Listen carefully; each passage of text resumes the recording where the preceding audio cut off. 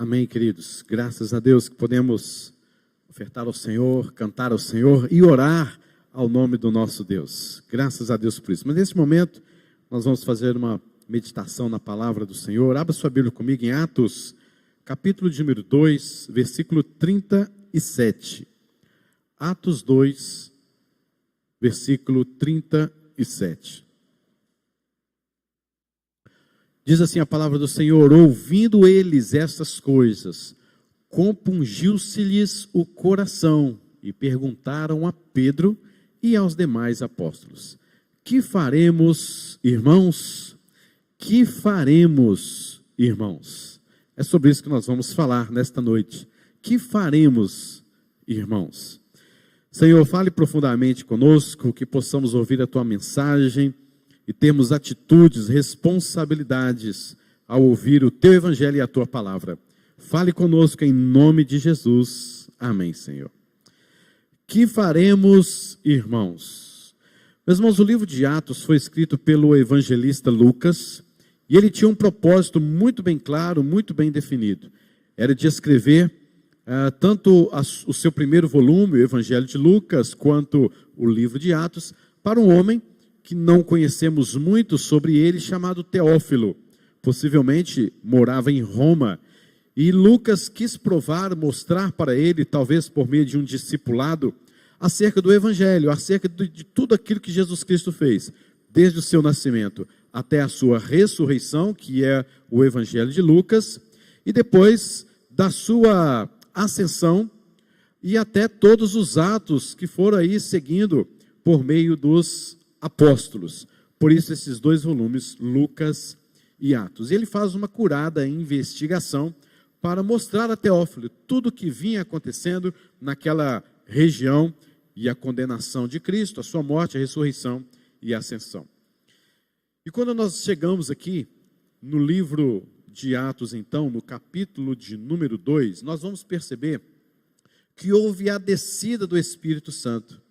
E antes disso, Jesus Cristo tinha falado para os apóstolos, os discípulos e quem ele ouvia, dizendo que eles não deveriam sair de Jerusalém enquanto do alto não fossem revestidos do Espírito Santo.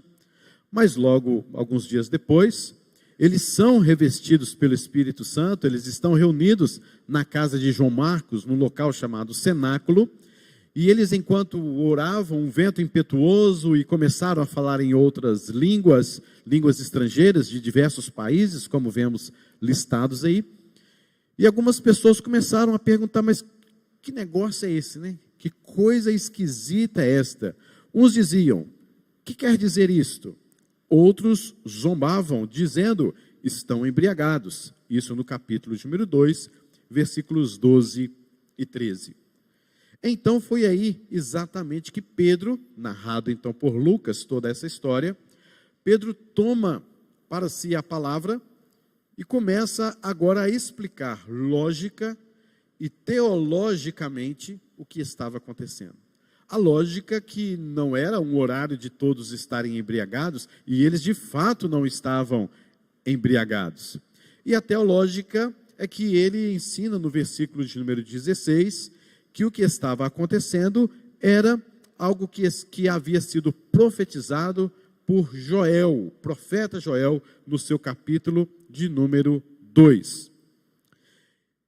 E Pedro então começa a narrar, logo a essas explicações lógicas e teológicas, ele começa a narrar então algumas questões do que Jesus Cristo fez, milagres, sinais.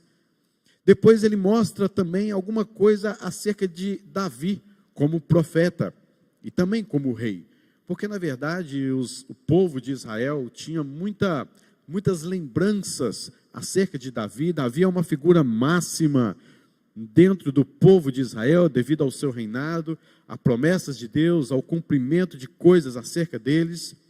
E então, Pedro também lhes chama a atenção para estes dados acerca de Davi. Logo em seguida, ele volta novamente a falar da ressurreição de Jesus, da sua ascensão e da sua glorificação. Mas é interessante nós vermos que Pedro, no versículo de número 22, Pedro nos diz assim: varões israelitas, atendei a estas palavras. Atendei a estas palavras. E o versículo que nós lemos, vemos o povo que se atentaram a essas palavras, dizendo: que faremos, irmãos?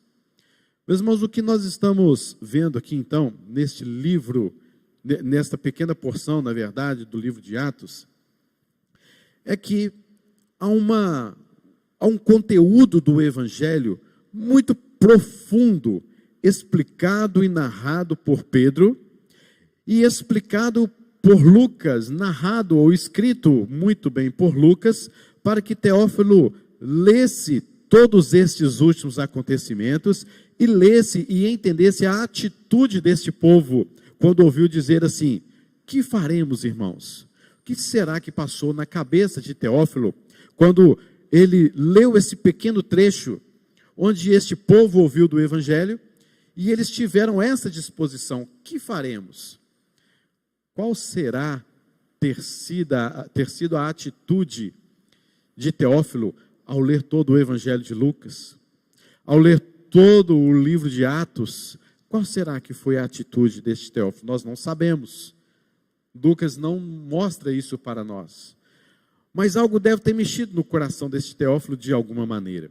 E eu gostaria de que, assim como possivelmente mexeu no coração de Teófilo, assim como mexeu e vemos que mexeu demais e profundamente no coração destes homens, também eu quero que mexa em nossos corações. Atendei a estas palavras.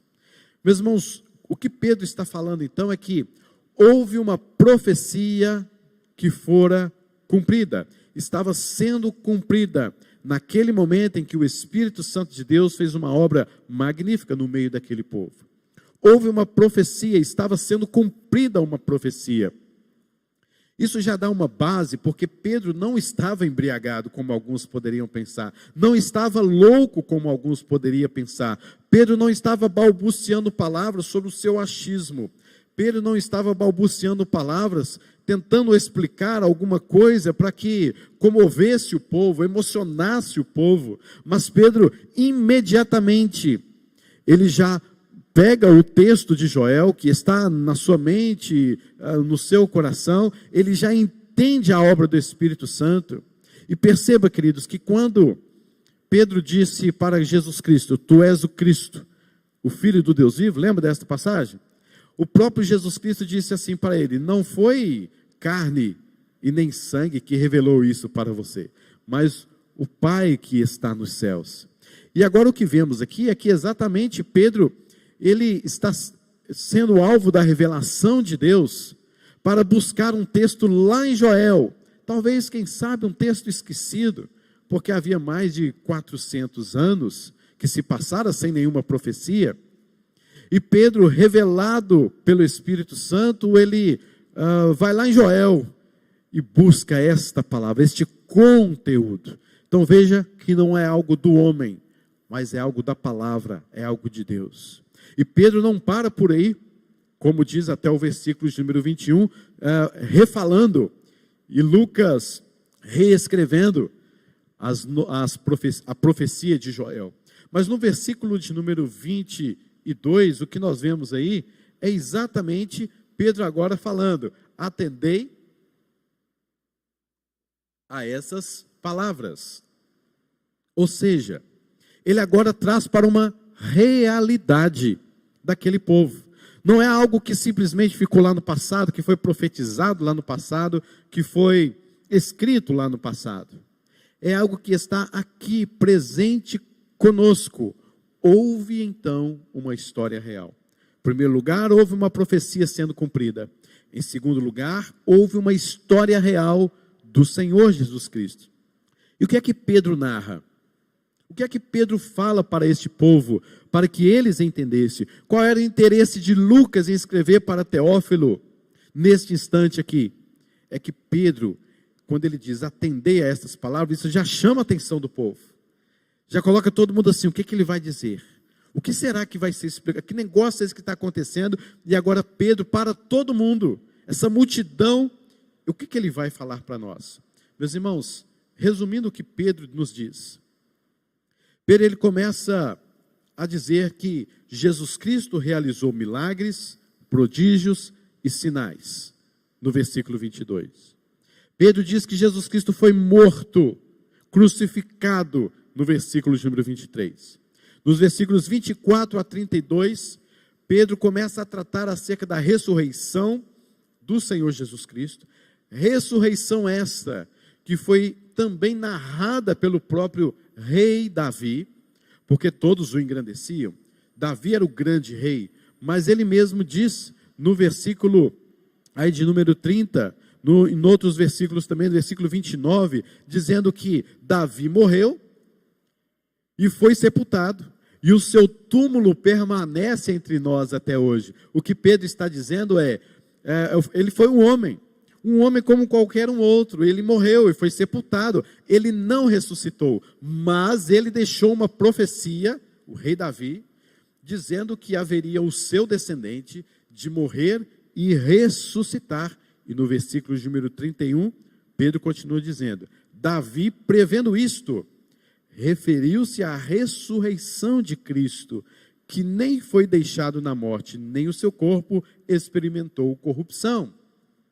Então Pedro pega uma palavra de Davi, e Davi, na verdade, tinha referendado-se a Jesus Cristo, referindo-se a Jesus Cristo, sobre o que lhe aconteceria, que ele, apesar de ser um grande rei, não era o supremo, mas haveria de vir um maior, que o seu corpo não sofreria corrupção.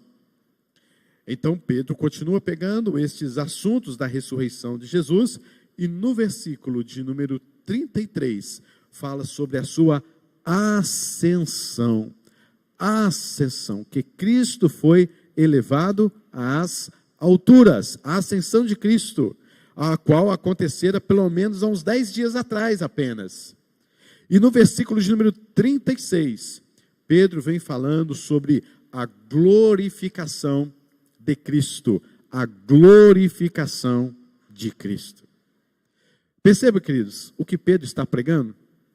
Milagres, sinais, a vida de Jesus, sofrimento de Jesus, sua morte vicária, sua substituição em nosso favor, a nossa condenação, a nossa salvação, que não devemos confiar em homens, mas que devemos confiar na graça de Cristo, porque foi Ele que morreu, foi Ele que ressuscitou, Ele foi em ascensão ao céu e foi glorificado, está sentado à destra de Deus Pai Todo-Poderoso, o Criador do céu e da terra.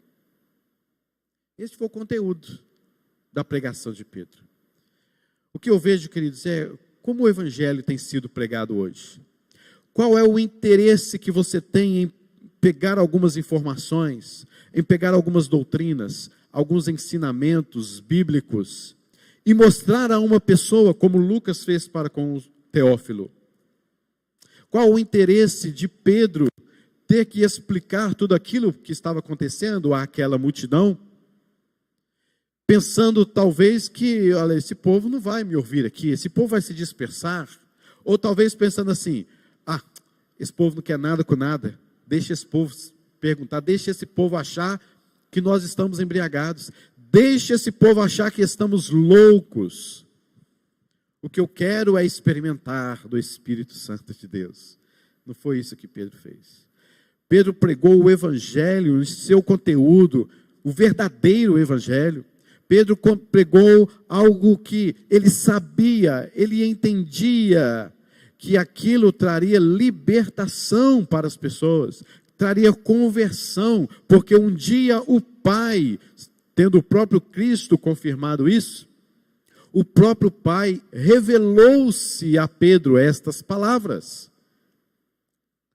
E o que vemos aqui então é que Pedro está interessado na conversão de pessoas, mas não interessado na conversão simplesmente de emoções, com o evangelho bonitinho, com o evangelho romantizado, com o evangelho que vai agradar a gregos e troianos, com o evangelho que vai se adaptar à sua realidade, como se Cristo fosse o seu servo, como se Cristo pudesse simplesmente atender a uma ordem sua, e aí você passa então a ter uma nova vida. Pedro não fez absolutamente nada disso, mas Pedro pregou o evangelho da forma como ele é.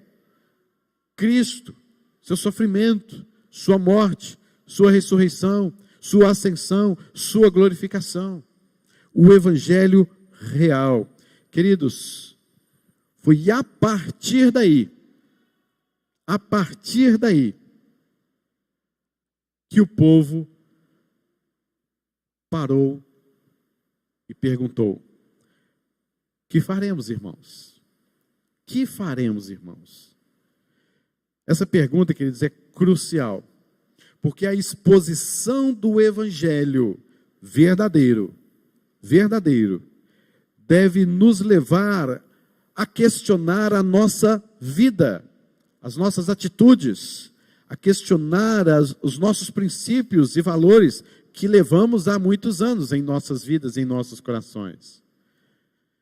É através da exposição do evangelho que nós devemos nos questionar e perguntar: o que eu vou fazer agora? Porque o evangelho, e verdadeiro evangelho, nos constrange. Ele nos coloca contra a parede.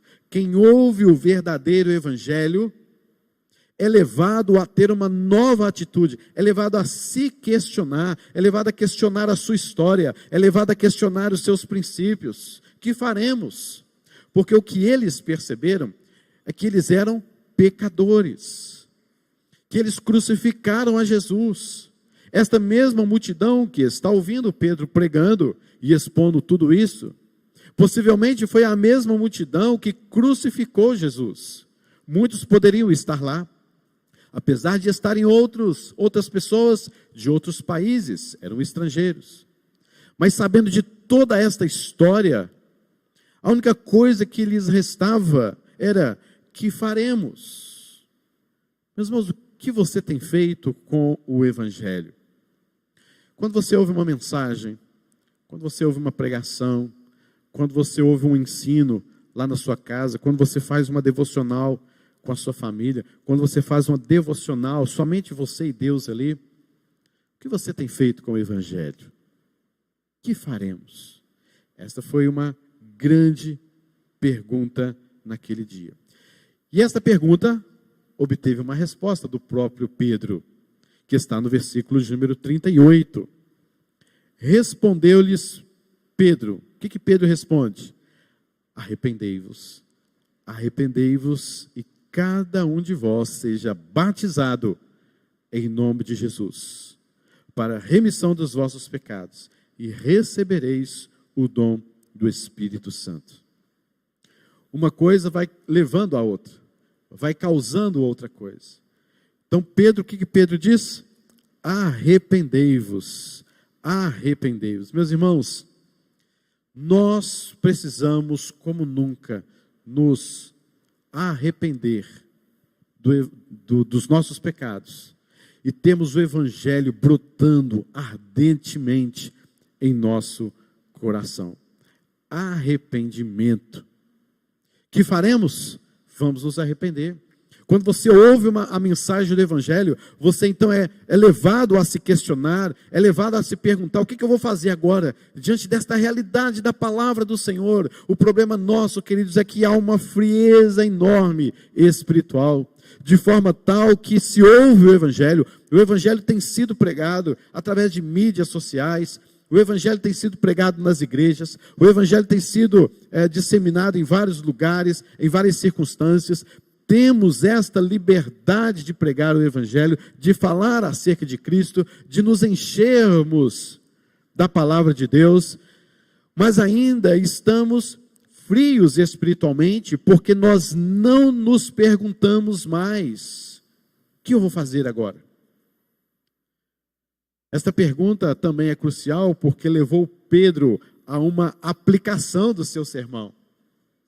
Pedro definiu muito bem o seu sermão, pregou muito bem, com certeza, é tanto que está aqui na palavra de Deus, o seu grande, um dos mais lindos sermões. E no momento da sua aplicação, que geralmente é o final mesmo de um sermão, e é exatamente esta pergunta que devemos fazer quando estamos encerrando um estudo bíblico, um sermão. E agora? Diante de toda esta verdade, diante de todos esses argumentos, o que nós vamos fazer agora como igreja, como ouvinte, como filho de Deus que ouviu o Evangelho? Então Pedro faz a aplicação muito necessária. Arrependam-se. Arrependam-se. Vocês devem se arrepender. Então, queridos, você vê, ele chama a atenção. Ó, o que está acontecendo é isso e aquilo outro. Agora vem cá, atendem a estas palavras. O que está acontecendo é isso, porque aquilo outro. Ele traz todos os seus argumentos. E agora fala assim, diante do exposto, vocês têm uma coisa então para fazer. Vocês têm que se arrepender de seus pecados. Meus irmãos, nós achamos que o arrependimento aconteceu uma vez só na nossa vida. Foi quando nós nos convertemos. É engano seu. Sim, aconteceu o arrependimento na sua vida quando você foi encontrado por Cristo Jesus, quando Deus o aceitou, quando Deus o regenerou. Houve um arrependimento. Mas hoje ainda precisamos e devemos continuar sempre nos arrependendo, porque você entrou na vida cristã, mas você não entrou na vida gloriosa ainda lá no céu. Lá sim, não haveremos mais de pecar. Mas enquanto aqui na terra, nós pecaremos. Ainda que sejamos cristãos, cheios do Espírito. Mas nós cometeremos toda sorte de pecado. Apesar de que o Espírito Santo em nós, ele pisa no nosso freio. Ele nos limita, ele nos leva a não cometer aquele pecado, ele nos incomoda. Não é você que resiste a pecado, não é você que encontra força para que não peque. Na verdade, é o Espírito Santo que mora, que habita em você, que faz com que você resista ao pecado. Por isso, Gálatas vem nos dizendo, Paulo vem nos dizendo em Gálatas, desta luta entre a carne e o Espírito. E não é isso que Pedro está falando? Nesta sequência ele diz, arrependei-vos, sejam batizados para a remissão dos pecados e recebereis o dom do Espírito Santo. Porque o Espírito Santo tem que trabalhar no coração de vocês. Porque o Espírito Santo deve sustentar a vida de vocês. Queridos, eu quero nesta noite então assim, te desafiar a salvar-se desta geração perversa. Observe comigo o versículo de número 40. Com muitas outras palavras, deu testemunho e exortava-os, dizendo, salvai-vos desta geração perversa. Meus irmãos, nós estamos vivendo uma geração perversa. Nós temos que nos salvar desta geração perversa. Como? Arrependa-se dos seus pecados. Seja batizado em nome de Jesus Cristo, se você ainda não foi.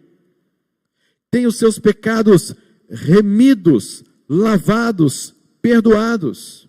Receba o Espírito Santo em seu coração. Se isso já aconteceu com você, queridos, aqui nós vemos que todo este plano de salvação é cumprido, mas a palavra arrependei-vos é uma ordem constante. É uma ordem que deve estar na nossa vida diariamente. Você é batizado por Deus, você já foi batizado, você já tem os seus pecados redimidos, lavados, você já recebeu o dom do Espírito Santo. Mas o fato é que nós precisamos de nos arrepender constantemente, para que o Espírito Santo de Deus continue fazendo a sua obra em nossos corações, para que nós nos salvemos desta geração perversa. O que você vai fazer depois desta mensagem de hoje à noite? O que você vai fazer? Depois que você ler esse sermão maravilhoso de Pedro, depois que você ver a atitude de quem estava ouvindo, o que faremos diante disso? Depois de você saber que Lucas estava escrevendo para este Teófilo, e apesar de não sabermos qual foi a atitude de Teófilo no final, mas qual teria sido a atitude deste Teófilo depois de ler o verdadeiro Evangelho? Porque este era o intuito de Lucas, provocar esta mesma atitude em Teófilo. Se aquela multidão teve esta atitude de perguntar, que faremos? Lucas queria que Teófilo entendesse isso. Teófilo, e aí, o que você vai fazer com isso agora? Diante desse testemunho vivo de Pedro, o que você faria, Teófilo? naquela noite, versículo 41, ou naquele dia, os que aceitaram a palavra foram batizados, havendo um acréscimo naquele dia de quase 3.000 pessoas. O arrependimento provoca isso.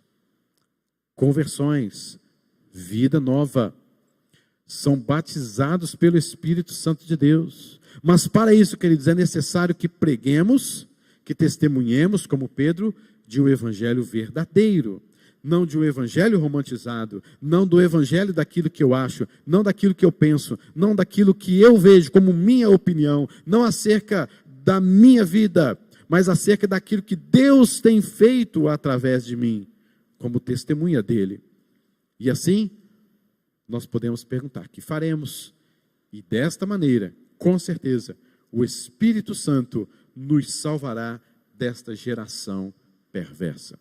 Meus irmãos, que Deus te abençoe com esta palavra em nome de Jesus, que você tenha sido edificado pelo poder do Espírito Santo de Deus, que você possa reler este texto, este sermão tão maravilhoso, tão profundo, e entender cada fase, cada história, cada narração, cada momento que Pedro está aqui pontuando para trazer uma verdade, a verdade do Evangelho, da graça salvadora, perdoadora de Cristo Jesus, que nos constrange a ter uma atitude, nos arrepender constantemente na nossa vida e nos voltarmos para Deus em fé. E assim somos salvos desta geração perversa. Que Deus nos abençoe. Vamos orar neste instante.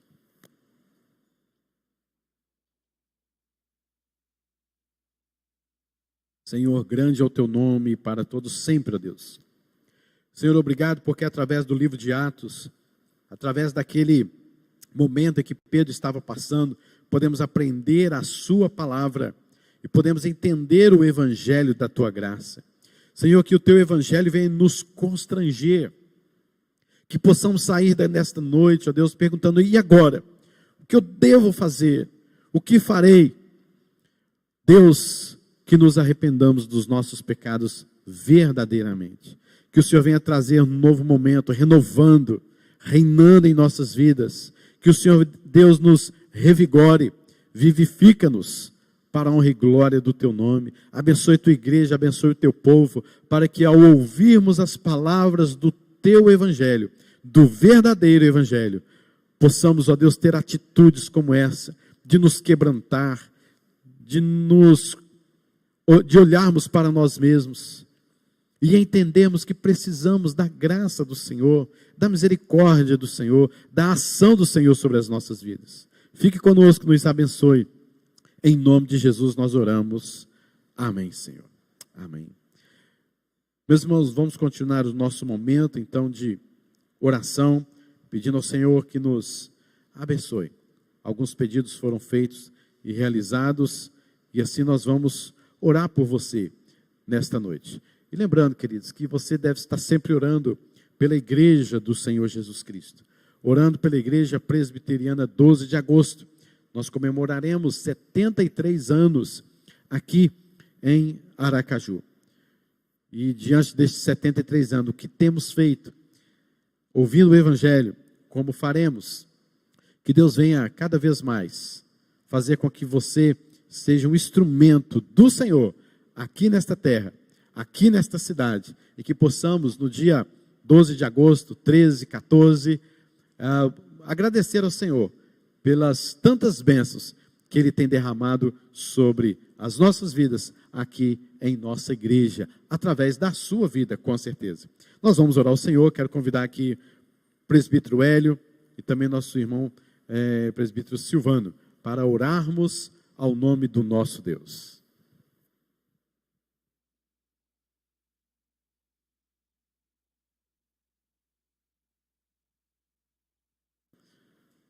Seu Hélio primeiro. Seu Hélio, então, já está subindo aqui.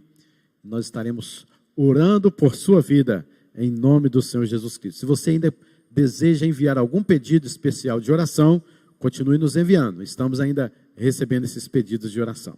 Muito bem, seu Hélio.